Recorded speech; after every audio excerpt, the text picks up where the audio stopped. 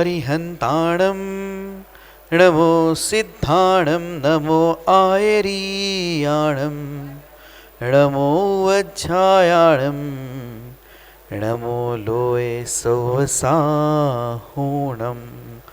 पंच परमेष्टि भगवान की 1000 श्री आदिनाथ भगवान की जय। बोलो अंतिम तीर्थेश भगवान महावीर स्वामी की जय। बोलो आचार्य भगवान गुरुवर श्री विशुद्ध सागर जी महाराज की जय। बोले मुनि श्री सुप्रभ सागर जी महाराज की जय। मुनि श्री प्रणत सागर जी महाराज की जय। जिन बंधुओं, लोकप्रिय कार्यक्रम समीचीन विकल्पों का सम्यक समाधान में आप सभी का स्वागत करता हूँ।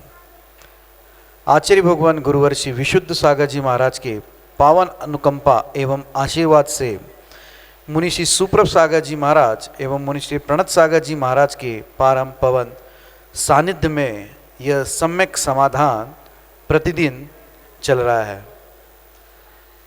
प्रतिदिन देश विदेश विभिन्न प्रांतों के लोगों के जो उठने वाले विकल्प है, उस विकल्प का समाधान इस मंच से दिया जा रहा है और यह समाधान दे रहे हैं विशुद्ध रत्न मुनि श्री सुप्रभ सागर जी महाराज। मुनि श्री सुप्रभ सागर जी महाराज अपने समय से समय निकालकर हम लोगों को यह जो समाधान दे रहे हैं, यह वाकई में सम्यक समाधान है। सम्यक समाधान एक ऐसी अनूठी बेला है या ऐसा अनूठा प्लेटफॉर्म है या एक ऐसा अनूठा कार्यक्रम है जिसके माध्यम से बहुत सारे लोग लाभान्वित हुए हैं और उनके मन में उठने वाले विकल्पों का शमन हुआ है।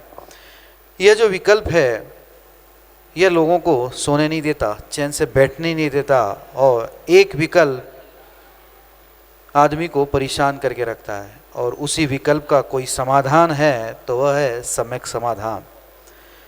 तो चलो चलते हैं आज के उस पावन बेला की ओर जिसमें मुनिश्री समाधान करेंगे एवं मुनिश्री प्रणत सागर जी महाराज कार्यक्रम को गति प्रदान करते हुए संचालन करेंगे। मैं मुनिश्री के चरणों में नमोस्तु करते हुए उनसे यह विनंती करता हूँ कि मुनिश्री आप इस कार्यक्रम को गति प्रदान करें। नमोस्तु नमोस्तु नमोस्तु। ओम नमः सिद्धेभ्य पंच परमेष्टि भगवान की परम पूज्य आचार्य भगवंत गुरुवर विशुद्ध सागर जी मुनि महाराज जी की परम पूज्य मुनि श्री सुप्रभ सागर जी महाराज जी की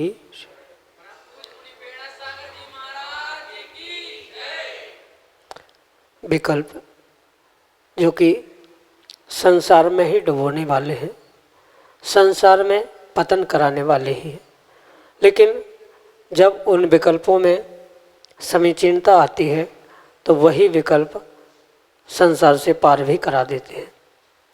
ऐसे उन समीचीन विकल्पों का सम्यक समाधान एक कार्यकारी उपाय जो निश्चित ही हमारी आत्मा को परमात्मा बनाने का मार्ग खोलने वाला है।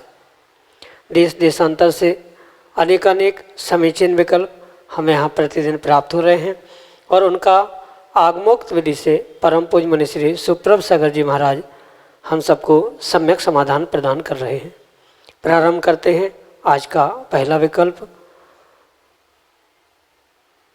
जयपुर राजस्थान से नेमीचंद छावड़ा परम पूज्य मुनि श्री के चरणों में बारंबार नमोस्तु निवेदित करते हुए अपना समीचीन विकल्प रख रहे हैं कि महाराज जी जैन धर्म के ग्रंथों को आए दिन पढ़ने वाले तथा आप जैसे महामुनियों के उपदेश सुनने वाले हजारों जैन श्रावक यह बात अच्छी तरह से जानते हैं कि पांचों पापों से भी अधिक दुख देने वाले कसाय पाप हैं और मोक्ष मार्ग में महाबाधक हैं।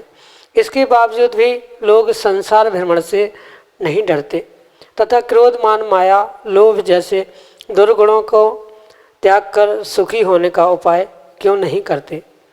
क्या ऐसी आत्माएं दूरभव्य हैं? हमारे समीचीन विकल्प का सम्यक समाधान करने की अनुकंपा करें। नमोस्तु महाराज जी, नमोस्तु। ओम नमः सिद्धम परम पूज्य आचार्य भगवान गुरुवर विशुद्ध सागर जी महाराज की परम पूज्य मुनि श्री सुप्रभ सागर जी महाराज जी की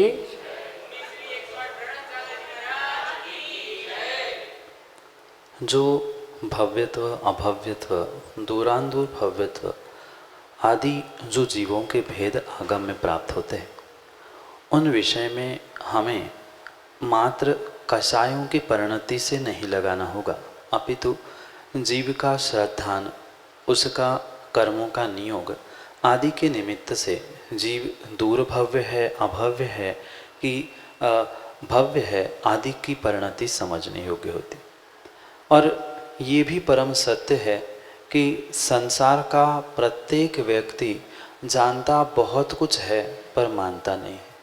जैसे पूज्यपाद स्वामी ने इस बात को अपने इष्टोपदेश ग्रंथ में बताया है, मोहेन समृतम ज्ञानम स्वभावम लभते नहीं मत्ता पमात पदार्थानाम यथा मदन कोद्रव। जैसे कोदो यानी किसी नशीले पदार्थ का सेवन करने के बाद व्यक्ति होश में नहीं रहता, बिल्कुल ऐसा ही जो मोह से ग्रसित है वह अपने होश में नहीं रहता। जानता सब कुछ है, सत्य क्या है, असत्य क्या है, क्या करना क्या नहीं करना, पर जो जानता है उसे वह मानता नहीं है मोह के कारण, इसलिए वह उस सम्यक को भी कभी कभी प्राप्त नहीं कर सकता। और मात्र कषायों की सत्ता यानी क्रोध, मान, माया, लोभ, इनका प्रति समय उदय, आश्रव, बंध उनके निमित्त से ये उस भव्यता को, अभव्यता को प्रकट करने के लिए काफ़ी नहीं है, अपितु जीव की श्रद्धा आदि आदि के निमित्त से उसके विषय में समझना होगा। जैसे मोह से जो व्यक्ति ग्रसित है, मोहनी कर्म के निमित्त से यानी मोहनी कर्म के उदय से, चाहे दर्शन मोहनी हो चाहे चारित्र मोहनी हो, दोनों कर्मों के निमित्त से जो भी जीव का नित्य रूप से उस मोहन यानी सम्मोहित होने रूप जो कार्य चल रहा है, उसी के कारण से भव्य, अभव्यत्व या दूरांदूर भव्यत्व आदि विषय हम समझ सकते। अगर प्रथमानुयोग का हम दृष्टांत समझे कि जो मारीची का जीव महावीर बनने वाला था वो तो बिल्कुल भव्य था और उसके प्रति तो प्रमाण पत्र ही था, पर फिर भी मात्र और मात्र भीतर की मान कषाय जैसे ही टकरा गई, उदय में आ गई, उस मान कषाय के निमित्त से उस मारीची से महावीर तक की पर्याय को उनको कई समय और कई क्षुद्र भवों को ग्रहण करना पड़ा। ये कषाय के उदय से, भले ही वह भव्य थे पर कषाय के उदय से वह उनका काल और भी लंबा हुआ। इसलिए भव्य अभव्य कषाय के उदय में नहीं तय किए जा सकते हैं। भव्य जीवों का भी तीव्र कषाय का उदय हो सकता है, अभव्य जीवों का भी कषाय मंदता कषायों की हो सकती है।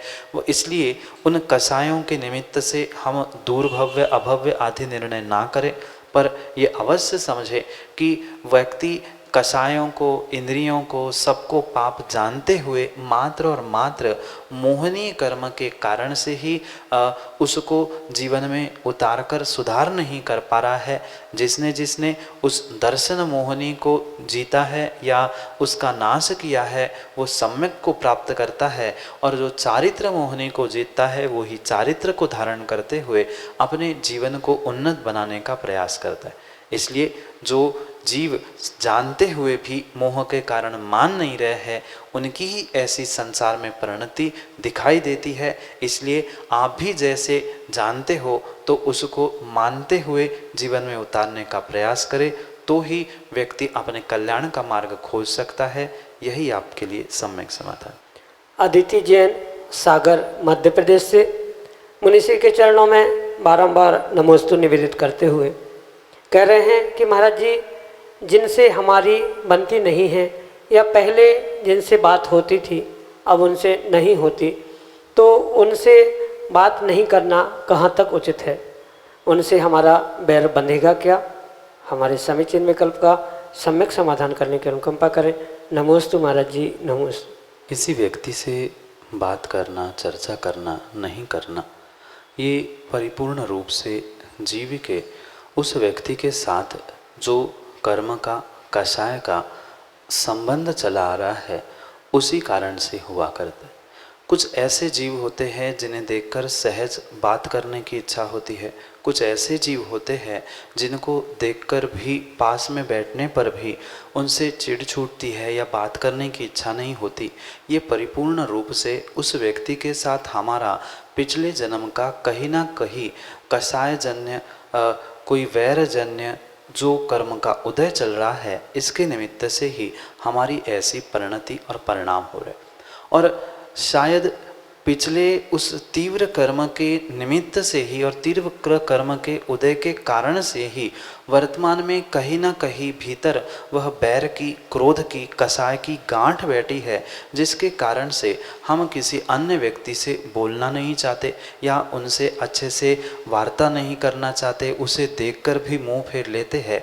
ये परिपूर्ण रूप से पिछली पर्याय में हमने उस व्यक्ति के निमित्त से जो कसाय की थी, उस कसाय के निमित्त से ही जो आश्रव बंध हुआ था, उसके कारण से ही हमारे कर्म उदय में आए हैं और उस व्यक्ति के साथ हम बात करना नहीं चाहते। और इसको अगर हमने लंबे समय तक ऐसा ही यह ना बोलने का या उसे रूठे रहने का सिलसिला अगर जारी रहा, तो पक्का मानना हमारे लिए आने वाले समय में अनंतानुबंधी जैसे कर्मों का आश्रवबंध भी हो सकता है। क्योंकि कषाय के जो 4 भेद बताए हैं, अनंतानुबंधी, अप्रत्याख्यान, प्रत्याख्यान और स्वंजलन, उसकी कषाय के जन्य समय पर सीमा को समझते हुए उसके आश्रवबंध के विषय में भी हमें समझना होगा। अगर 6 महीने से अधिक किसी एक व्यक्ति से प्रति हमारा क्रोध, वैर आदि के निमित्त से उससे बात नहीं करना, उससे चर्चा नहीं करना, उससे दूर भागना आदि रूप परिणाम चल रहे हैं और वह काल अगर 6 महीने से अधिक हो रहा है, तो वह अनंतानुबंधी कषाय कही जाती है। 6 महीने से 15 दिन तक अप्रत्याख्यानावर्णी, 15 दिन से 48 मिनट तक प्रत्याख्यानावर्णी और 48 मिनट से कम अन्य 48 मिनट तक अंतर्मुहूर्त तक कषाय का उदय का काल रहता है, वह संजलन कषाय कहला जाती।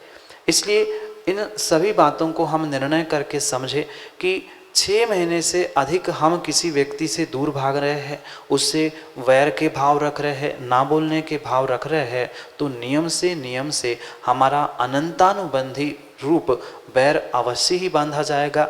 इसलिए प्रयास हम यही करें, कितना ही एक दूसरे के प्रति हमारे परिणाम परिणति बिगड़ जाए, पर किसी से बात करना हमें नहीं छोड़नी होगी। अगर लंबे समय तक हम बात करना छोड़ देंगे तो वह अनंतानुबंधी रूप परिणत होकर हमारे लिए कई भवों तक वह वैर बंधा हुआ पेरने के लिए, परेशान करने के लिए कार्यकारी हो सकता है।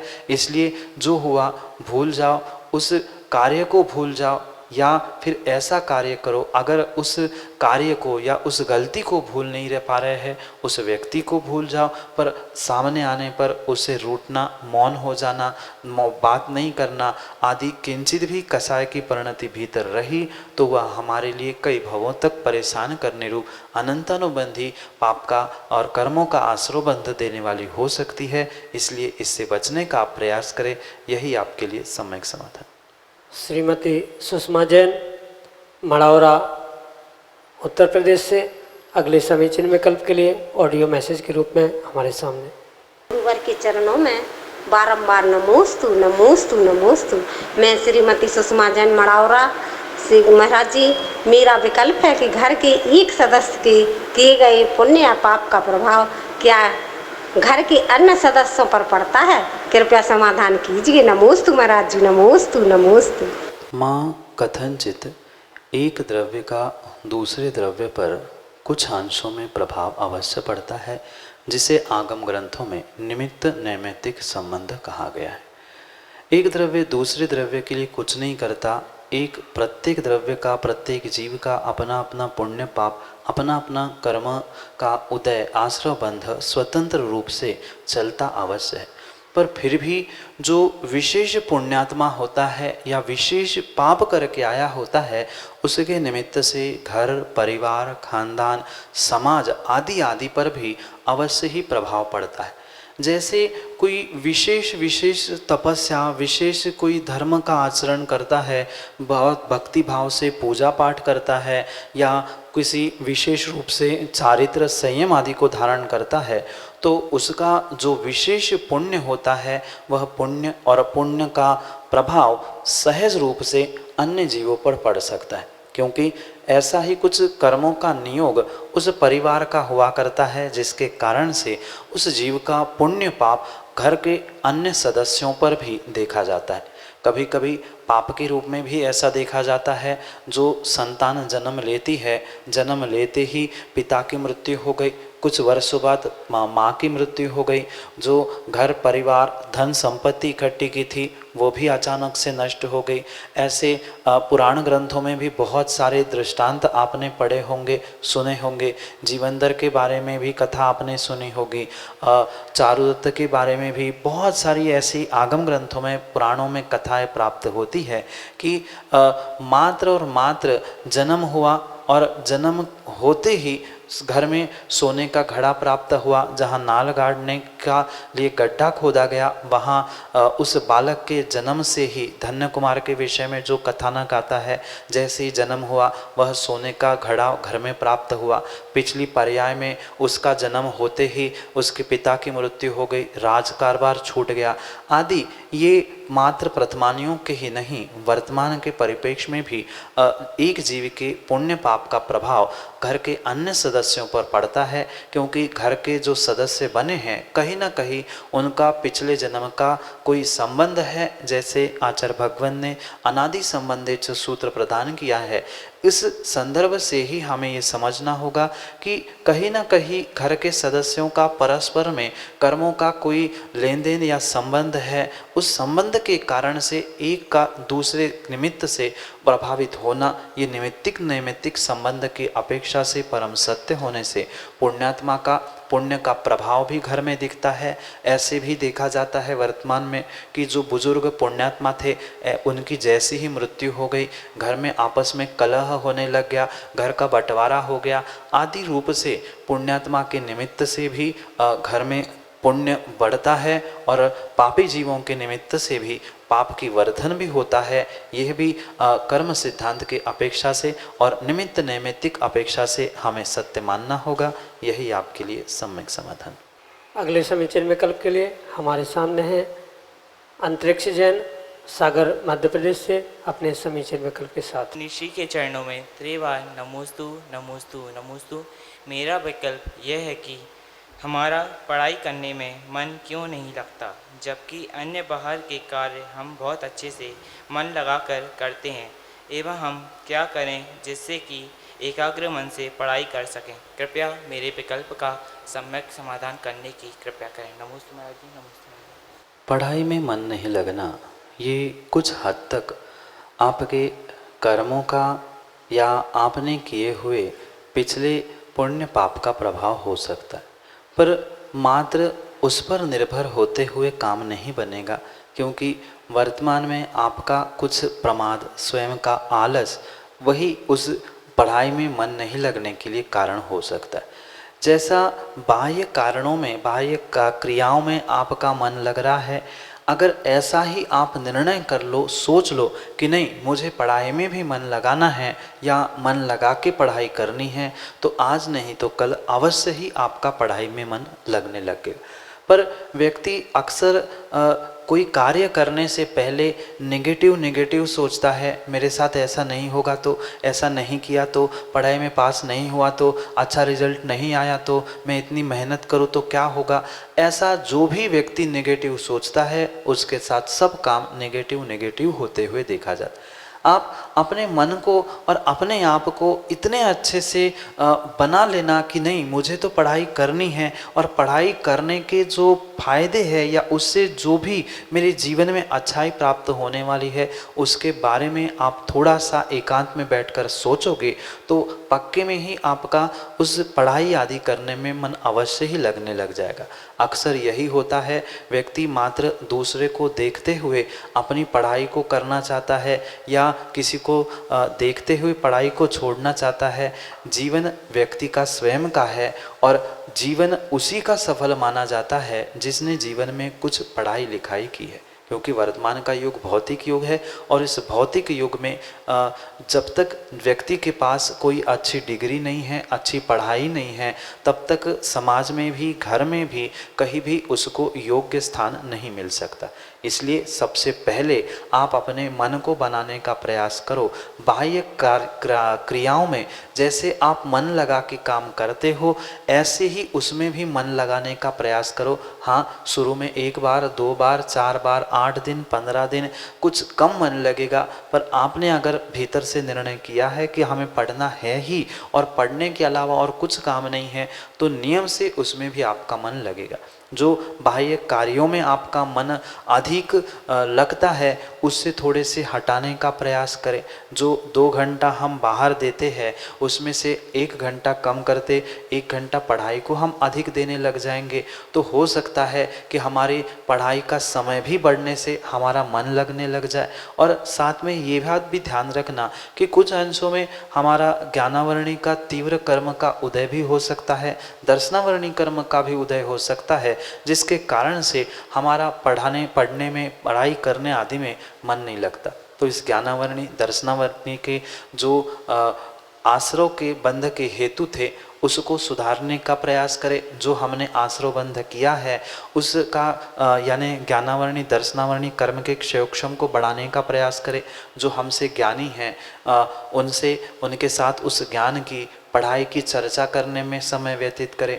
जो ज्ञानधारी है, चाहे मुनिराज हो, चाहे लौकिक पढ़ाई में जो हमसे ज्येष्ठ श्रेष्ठ हो, उनके पास पहुंच के, उनके पास बैठ के ज्ञान की चर्चा में मन लगाया जाए। आजकल आपके पास जो मोबाइल आदि है, उसके द्वारा भी आप पढ़ाई की नई नई तकनीक, नई नई टेक्निक ऐसी सीखें जिसके द्वारा आपका मन पढ़ाई में लगे। क्योंकि आजकल मोबाइल आदि के द्वारा बहुत सारी आधुनिकताएँ सिखाई जाती है, उसके द्वारा भी हम पढ़ाई आदि में मन लगा के अपने जीवन को अच्छा बनाने का प्रयास कर सकते।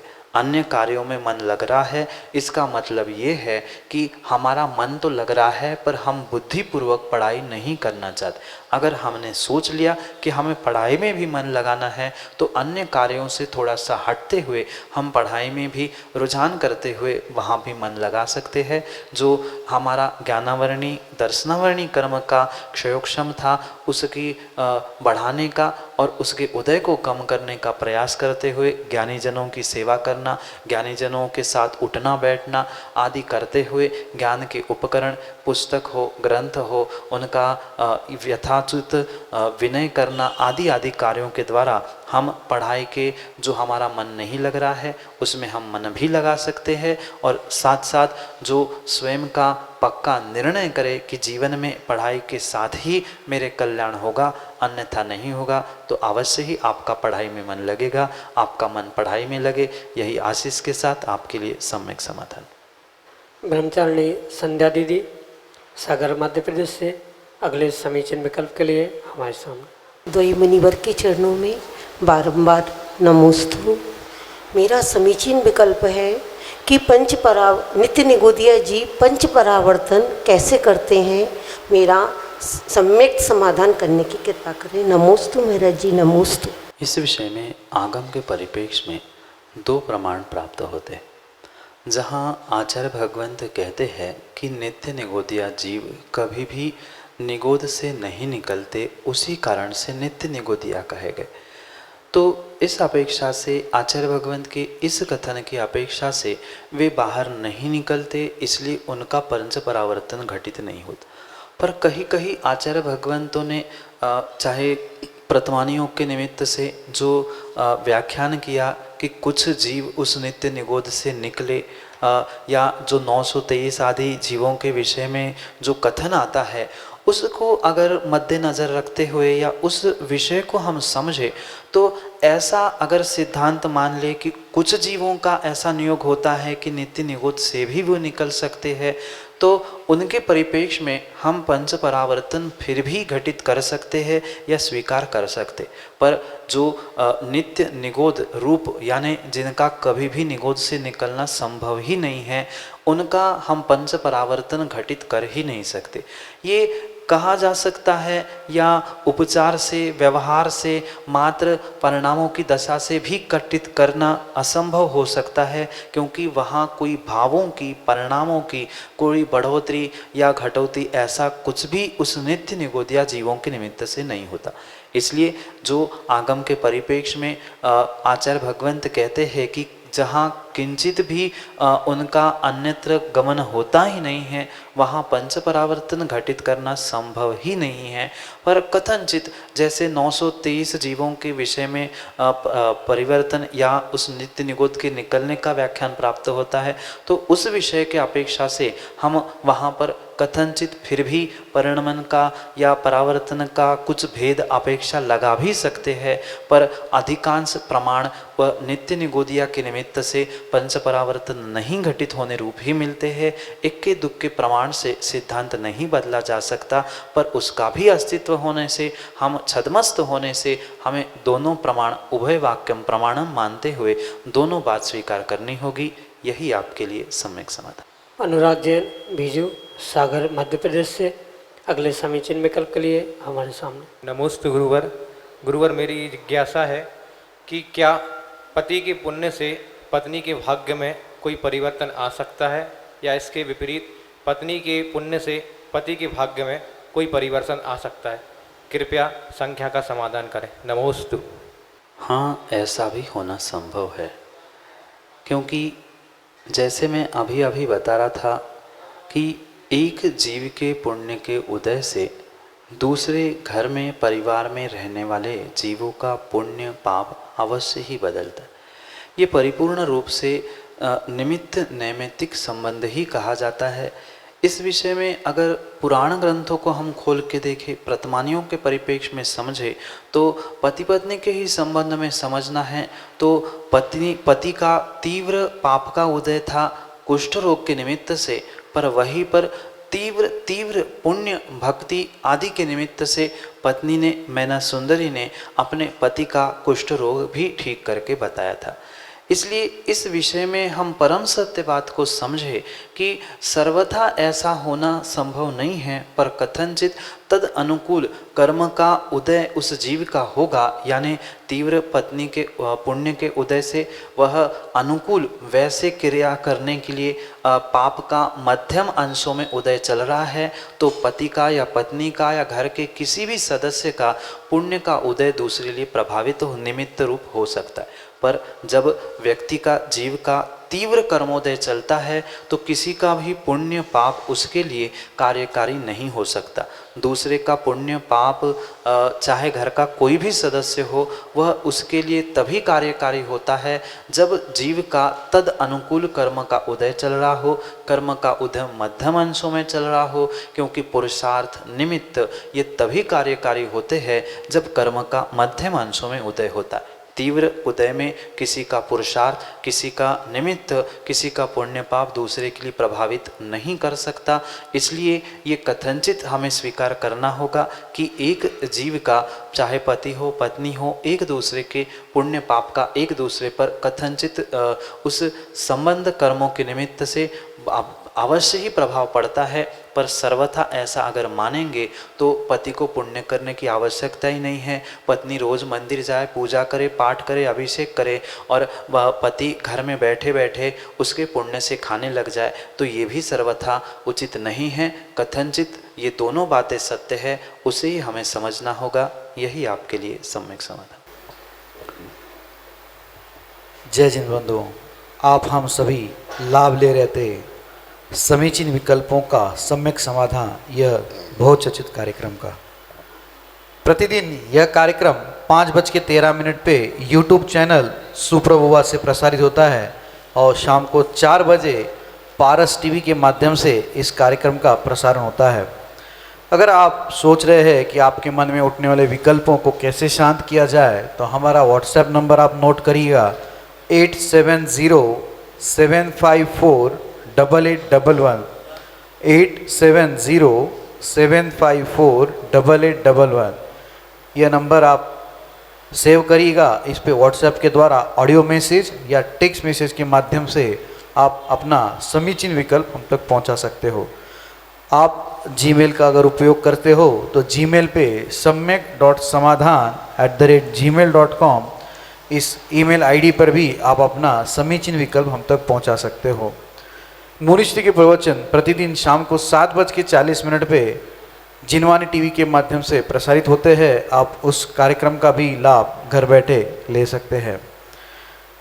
आज जितने क्वेश्चंस हुए, जितने विकल्प सम्मिलित किए गए, बाकी विकल्पों को धारावाहिक रूप से अगले आने वाले दिनों में विकल्प को समाहित किया जाएगा और आप ऐसे ही इस कार्यक्रम को देखते रहे। यूट्यूब चैनल सुप्रभु वाच को सब्सक्राइब एवं उसका बेल आइकन जरूर दबाना ना भूलें ताकि आपको इसका नोटिफिकेशन प्राप्त हो। मुनिश्री के प्रवचन यूट्यूब चैनल सुप्रभु वाच पे अवेलेबल है। आप यूट्यूब पे सुप्रभु वाच सर्च कर सकते हैं और मुनिश्री से जुड़ सकते हैं, मुनिश्री के विचारों से जुड़ सकते हैं। मैं मुनिश्री के चरणों में नमोस्तु करते हुए आज के इस कार्यक्रम को यहीं पे विराम देता हूँ। नमोस्तु नमोस्तु नमोस्तु।